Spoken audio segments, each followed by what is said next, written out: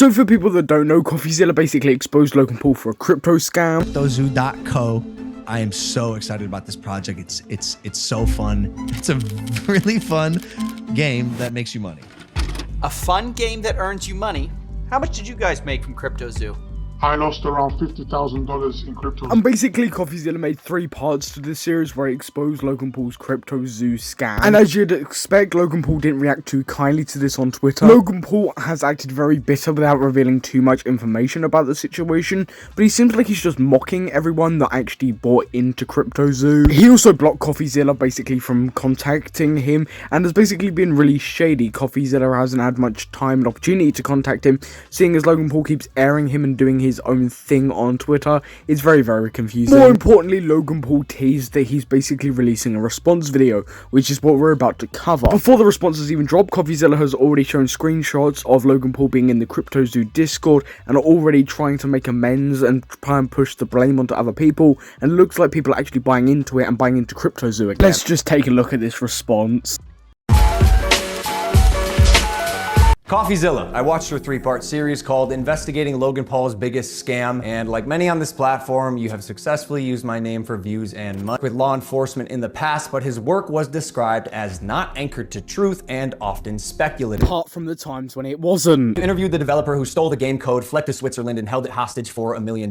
Well, his name is Zach Kelling. Surely, as the internet detective that you proclaim to be, you would know that he spent time in prison for multiple felonies, one for aggravated robbery, armed robbery at a liquor store, and the other for, surprise, obstructing the legal process. I can see why you kept him anonymous. Is it just me who's thinking the complete opposite? It doesn't look good on Logan Paul for employing someone like that. Like, what? And I know what you're thinking. What type of idiot would work with an unsavory individual like Zach Kelling?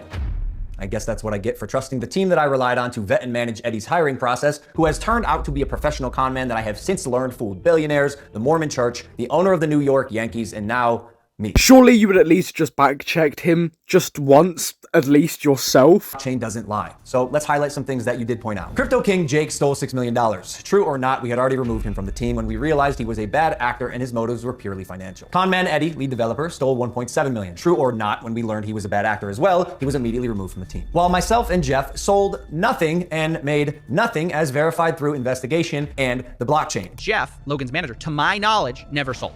Neither did Logan Paul. I repeat, Jeff and I made no money and will never make any money on CryptoZoo. In fact, we only lost money trying to pick up the feel like it reflects really badly on Logan Paul by the fact that he didn't background check a lot of these people thoroughly. Like, a lot of these people I think you could definitely find information on. See, even though I've said it's coming so many times, you've assumed that CryptoZoo isn't being made. Who are you to decide when the development timeline ends? I got everything stolen from me in our community, stopped promoting publicly as soon as I knew the extent of the internal issues, took all of the heat on social, and you still published a defamatory hit piece fully knowing I was innocent just so you could enrich yourself in your $10 million studio. Sharp, but deeply unethical, dangerously misleading, and illegal. I suggest you use the money you got from pumping your Patreon to hire a good lawyer. You're gonna need it. This part made me spit out my water. Like, what? Who do you think you are? You're not an anime villain. And honestly, it sucks that after years of personal reform, going through trials and tribulations, and busting my ass to evolve into a person that I can say I'm actually proud of, you led the charge to drive and monetize a narrative telling millions of people that I'm a fraud or I tried to scam my audience. That is patently false. This video is mainly for my fans and anyone who's on the fence that I hope I can help understand a situation that is tremendously complex but has been oversimplified for both views and clicks. And I'll see you in court.